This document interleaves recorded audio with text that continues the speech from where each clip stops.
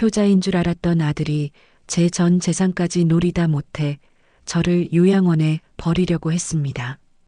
평생 헌신했던 제가 어떻게 이 지옥에서 벗어나 제 인생을 되찾았는지 그 충격적인 이야기를 들려드리겠습니다.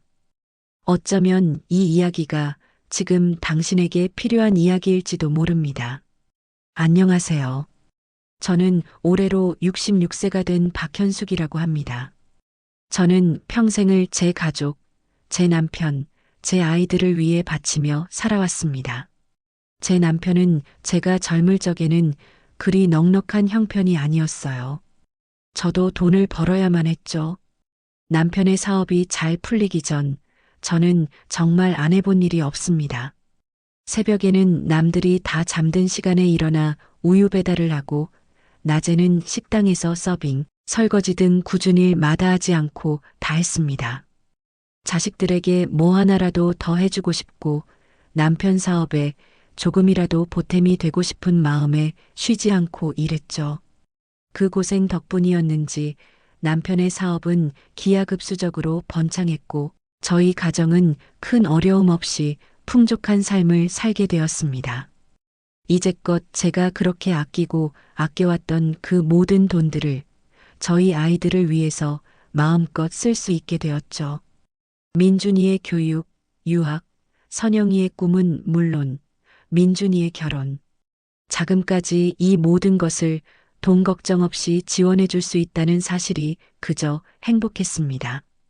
그렇게 모든 것이 완벽해질 무렵 제가 55세 되던 해 사랑하는 남편이 병으로 갑작스레 제 곁을 떠나게 되었습니다. 남편 없는 삶은 생각조차 해본 적이 없었기에 눈앞이 캄캄하고 모든 것이 무너지는 것 같았죠. 하지만 제게는 두 아이가 있었습니다. 어린 시절부터 늘 저의 기쁨이었던 아들 민준이, 그리고 늘 저의 자랑이었던 똑 부러진 딸 선영이, 두 아이를 생각하며 저는 이 악물고 마음을 다잡았습니다. 다행히 남편은 마지막까지 저와 아이들을 생각해 주었어요. 남겨둔 사업체에서 제 몫을 충분히 챙겨주었고, 제가 살던 이 큰 집과 넉넉한 노후 자금까지 마련해주고 떠났습니다. 그의 마지막 배려 덕분에 저는 큰 경제적 어려움 없이 아이들을 키우고 제 노후를 보낼 수 있었습니다. 정말 고마웠죠. 남편이 남겨준 재산 덕분에 저는 제가 사랑하는 자식들에게만큼은 물질적인 부족함 없이 지원해 줄 수 있다고 생각했습니다. 특히 아들 민준이는 어릴 때부터 영리하고 싹싹해서 효자라는 말을 달고 살았어요. 무슨 일이든 엄마 먼저를 외쳤던 아이였습니다. 저도 그런 아들이 그저 대견하고 고마울 뿐이었죠. 민준이의 대학 등록금, 유학 비용, 졸업 후 사업 자금까지 저는 아들에게라면 아낌없이 퍼주었습니다. 그 아이가 곧 제 삶의 이유였으니까요. 그런데 결혼을 하고 손주 지우가 태어나면서부터였습니다.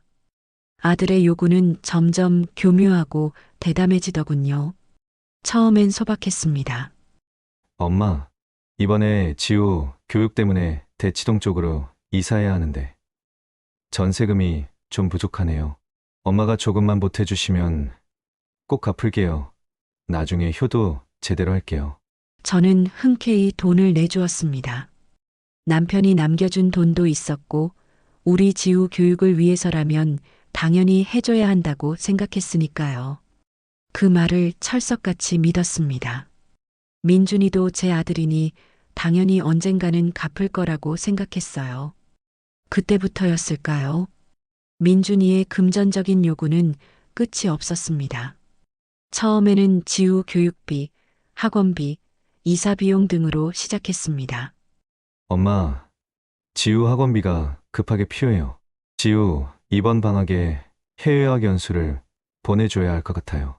지우의 이름이 계속해서 제 통장을 비워냈습니다.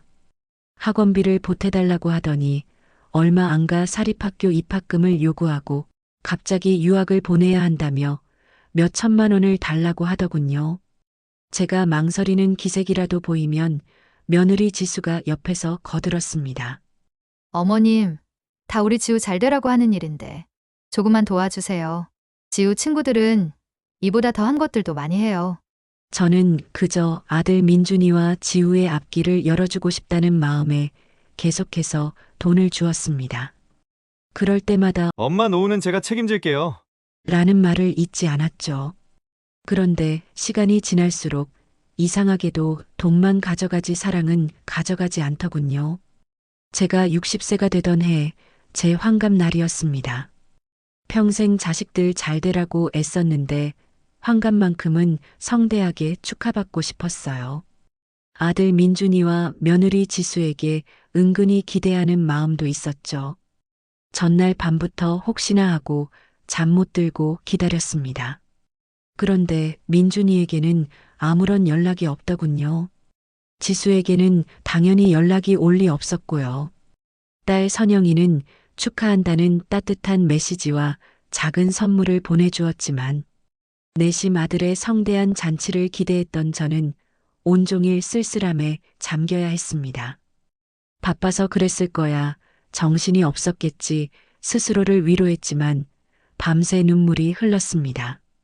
돈은 물처럼 빠져나가는데 정작 민준이와 지수의 연락은 점점 더 뜸해졌습니다.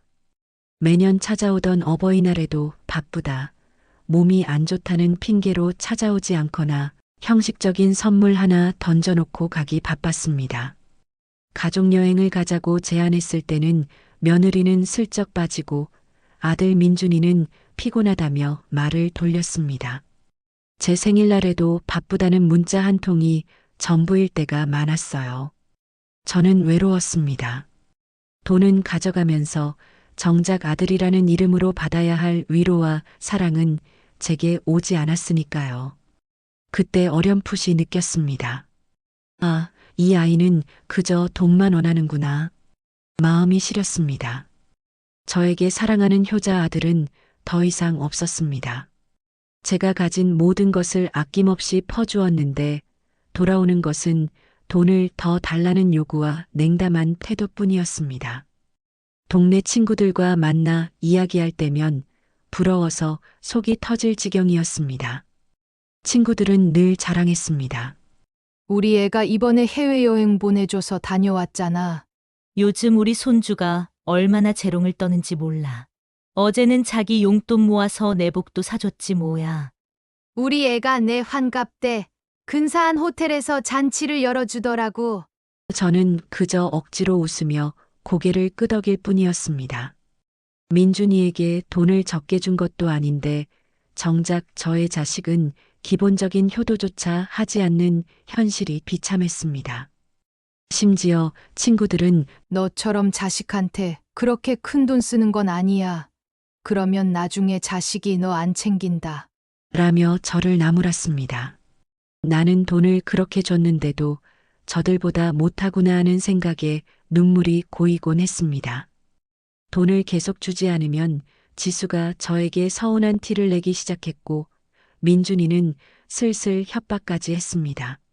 엄마가 저한테 투자 안 해주시면 저는 망할 수밖에 없어요. 엄마가 저 망하게 할 거예요. 엄마, 거래처에 급하게 처리해야 할 잔금이 있어요. 명목도 점점 더 대담해졌습니다. 지후의 교육이라는 명목 뒤에는 사실 민준이의 고급 외제차 할부금이 숨어 있었고 새로운 사업을 시작한다고 할 때마다 제가 모아둔 돈까지 가져갔습니다. 나중에는 저 몰래 제 이름으로 대출까지 받으려 했던 것을 간신히 막기도 했습니다. 저는 매일 밤잠을 설쳤습니다. 그동안 저의 보물이라 생각했던 노후, 자금들이 야금야금 사라져가는 모습을 지켜보면서 불안과 공포에 휩싸였습니다. 이러다 정말 내가 가진 모든 걸 잃는 건 아닐까? 늙어서 길거리에 나앉게 되는 건 아닐까? 제가 힘들게 벌었고 남편이 남겨준 소중한 돈들이었습니다. 저는 심적으로 지쳤습니다. 몸도 아팠고 밤마다 잠을 이루지 못했습니다.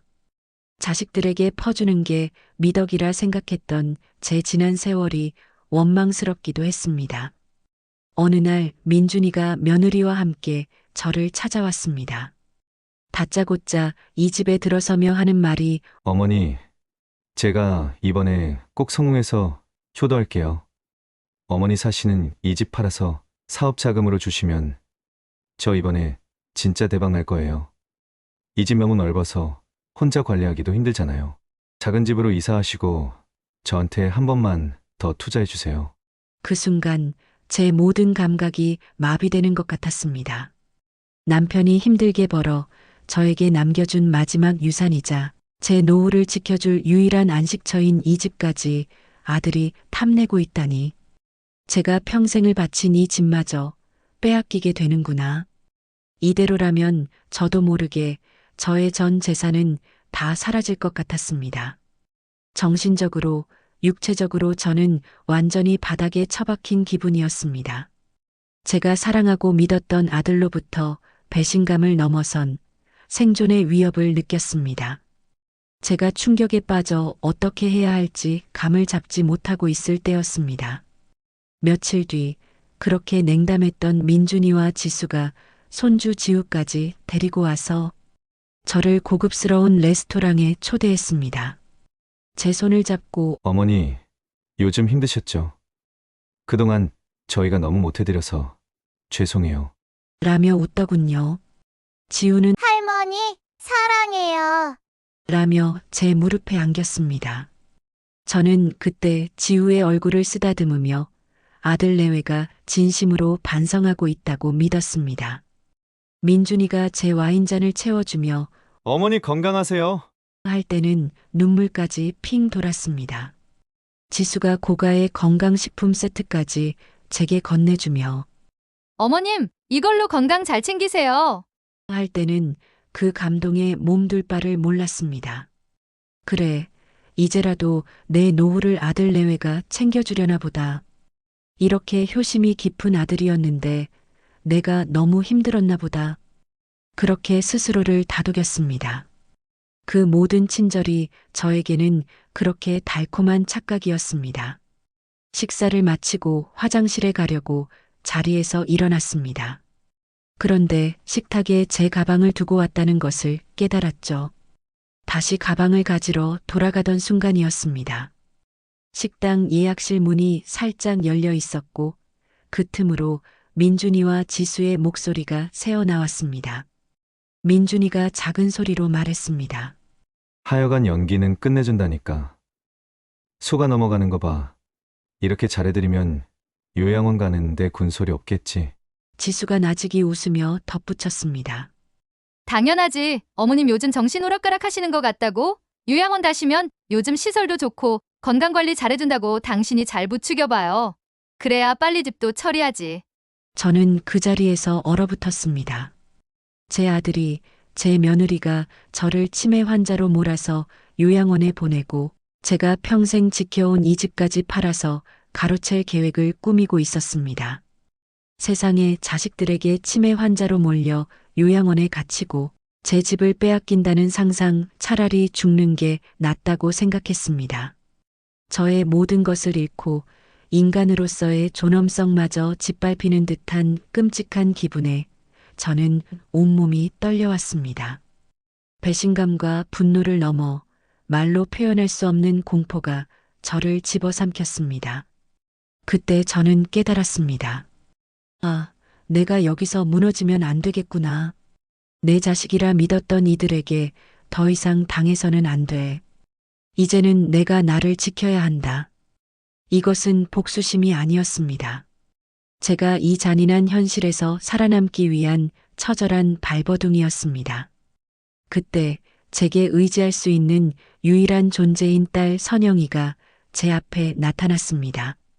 선영이가 어느새 저의 상황을 알게 된 모양이었습니다. 민준이에게 차마 못할 말을 들었다는 사실을 알고 격분하여 제게 달려왔습니다. 엄마, 정신 차리세요. 오빠가 저 지경이 된 건 다 엄마 때문이에요. 엄마가 오냐오냐 하면서 다 내주니까. 이젠 엄마 집까지 팔아넘기려고 하잖아요. 왜 그렇게 아들만 끼고 돌았어요? 그렇게 다 뺏기니까 이제야 좀 아시겠어요? 선영이의 격정적인 비난은 제게 차가운 물을 끼얹는 듯 했습니다. 그 말이 비수처럼 박히며 저를 아들 문제에서 헤어나오지 못하게 했던 모든 미련과 환상을 깨뜨려 버렸습니다. 제 어리석음을 깨닫는 순간 뜨거운 눈물이 흘러내렸습니다. 딸 선영이에게 너무나 미안했습니다. 그리고 동시에 저 자신을 향한 깊은 분노가 치밀어 올랐습니다. 그때 저는 선영이의 눈을 똑바로 보며 말했습니다. 아니, 이제 더 이상 이렇게 살지 않을 거야. 엄마는 이제 엄마 인생을 살 거야. 그리고 엄마는 용서하지 않을 거야. 선영이는 제 말을 듣고 깜짝 놀라더군요. 그리고는 저를 안아주었습니다. 엄마, 괜찮아요. 이제라도 정신 차렸으면 됐어요. 제가 엄마 옆에 있을게요. 이제 자식이 아닌 엄마 자신을 위해 투자하고 사세요. 제 딸이 얼마나 의지할 만한 존재인지 그때 비로소 깨달았습니다. 선영이의 도움으로 변호사를 찾아갔습니다. 그동안 민준이에게 사업 명목으로 빌려준 돈들, 그리고 제가 모르게 손댄 제 재산들에 대해 법률 상담을 했습니다. 지후에 교육비 명목으로 건넨 돈은 할머니로서 손주에게 주는 사랑이니 되돌려 받지 않을 작정이었습니다. 하지만 아들 민준이가 사업 명목으로 가져간 수억 원은 명백히 대여금의 성격이었기에 이 돈만큼은 반드시 돌려받아야 한다고 판단했습니다. 며칠 밤낮으로 선영이와 머리를 맞대고 고민했습니다. 그동안 민준이에게 줬던 모든 돈의 출처를 확인하고 주고받았던 문자 메시지, 통화 기록까지 모두 취합했습니다. 민준이의 통장 거래 내역까지 샅샅이 뒤져 증거를 모았죠. 조용히 그리고 아주 단호하게 법적 조치를 준비했습니다. 아들 민준이에게 주었던 신용카드도 계좌이체 자동 결제도 모두 해지하거나 변경했습니다. 이 모든 과정을 아무도 모르게 아주 은밀하게 진행했습니다. 남편이 남겨준 집과 남은 재산을 지키기 위해 저의 마지막 남은 모든 용기를 끌어모았습니다. 그리고 대망의 그날이 왔습니다. 민준이가 또다시 저를 찾아와 엄마, 이번이 마지막이에요. 이번 투자만 성공하면 다 끝나요. 라며 애걸복걸하던 날이었습니다. 그 옆에는 지수가 서서 눈물을 글썽이며 저를 지켜보고 있었죠. 그때 저는 제 모든 것을 건 결단을 내렸습니다. 민준아, 너와 나는 오늘부로 완벽하게 남이다. 내가 가진 모든 것은 더 이상 너와 아무 상관이 없어. 네가 그동안 사업 명목으로 나에게 가져간 돈, 그 돈이 정확히 얼마인지, 어떤 명목이었는지 나는 모두 기록해 두었다. 그리고 법적으로 모두 돌려받을 거야. 지우에게 준 교육비는 내가 너의 엄마이자 지우의 할머니로서 준 것이니 돌려달라 하지 않겠지만 사업 명목으로 가져간 돈은 다르다. 이젠 나를 치매 환자로 몰아 요양원에 보내려던 너희의 추악한 계획까지 알고 있다. 이제 내가 스스로 책임져야 할 시간이야. 더 이상 내 이름 석자를 빌미로 다른 누구에게도 손 내밀지 마라. 이젠 나도 더 이상 내 엄마 노릇은 안 할 생각이다. 민준이와 지수는 저의 말에 충격을 금치 못했습니다. 민준이는 엄마가 어떻게 나한테 이럴 수 있어? 엄마가 자식한테 소송을 걸어. 나는 엄마 아들이잖아. 절규했고 며느리는 어머니가 어떻게 아들한테 이러실 수 있어요? 이 정도로 독한 분인 줄 몰랐어요. 라며 저를 향해 악다구니를 썼습니다. 하지만 저는 일말의 흔들림도 없었습니다. 제 옆에 든든하게 서 있던 선영이가 오빠 너는 더 이상 우리 엄마 아들 아니야. 엄마 인생 더 이상 망치지 말고 당장 나가. 계속 소란 피우면 경찰 부를 거야. 라고 단호하게 말해주었으니까요. 법적인 대응과 경제적 지원 중단 그들이 그토록 원했던 돈이 없으니 이제 저를 어떻게 할 수도 없었으니까요. 그렇게 그들은 힘없이 제 집을 나섰습니다. 저는 한동안 숨조차 쉬기 어려웠지만 후련함과 함께 진정한 자유를 얻은 기분이었습니다. 결국 아들과 며느리는 저와의 소송을 겪으며 그동안의 그릇된 행실에 대한 대가를 치러야 했습니다. 법적으로 강제된 부분 외에도 경제적 지원까지 끊기니 그들의 사업은 물론이고 일상까지 위태로워졌다는 소식도 들려왔습니다. 하지만 더 이상 제가 도와줄 순 없습니다. 스스로 일어서서 극복하길 바라는 수밖에요. 이제 저는 자유입니다. 제 딸 선영이와 함께 새로운 인생을 살고 있습니다. 제 노후 자산을 지켜내고 그 돈으로 제가 하고 싶었던 일들을 하나씩 해나가고 있어요. 평생 자식 뒷바라지하느라 놓쳤던 제 시간을 오롯이 저를 위해 쓰고 있습니다. 친구들과 소소하게 여행을 가고 배우고 싶었던 꽃꽂이도 배우고 봉사활동도 시작했죠. 새로운 사람들을 만나면서 긍정적인 에너지를 얻고 있습니다. 이전에 칙칙하고 불안에 떨던 제 모습은 찾아볼 수 없을 겁니다. 선영이와는 이제 더 이상 어머니와 딸이라기보다는 진정한 친구이자 동반자가 되었습니다. 저의 든든한 버팀목이죠. 우리가 함께 이 아픔을 이겨냈다는 유대감은 그 어떤 것보다 소중합니다. 이 평화를 되찾기 위해 얼마나 많은 아픔과 용기가 필요했는지 모릅니다. 하지만 이 결정을 단 한순간도 후회하지 않습니다. 저는 이제 비로소 제 인생의 진정한 주인이 되었으니까요. 세상 모든 부모님들께 말씀드리고 싶습니다. 자식은 내 자식이지만 내 인생은 나 자신의 것입니다. 헌신이라는 이름으로 자기 자신을 버리지 마세요. 여러분의 삶도 여러분의 행복도 그 무엇보다 소중합니다. 혹시 지금 힘든 상황에 처해 있다면 절대 혼자 견디지 마세요. 혼자 해결하려 하지 말고 주변의 도움을 요청하고 무엇보다 여러분 자신을 가장 먼저 지켜내세요. 돈으로 자녀를 통제할 수도 자녀의 성공을 살 수도 없습니다. 오직 당신만이 당신의 삶을 지킬 수 있습니다. 여러분도 행복해질 자격이 충분합니다. 당신의 삶도 소중하니까요. 지금까지 은빛 라디오였습니다. 앞으로 더 재미있고 감동적인 이야기로 찾아뵙겠습니다. 구독과 좋아요도 부탁드립니다. 감사합니다. 행복한 하루 되세요.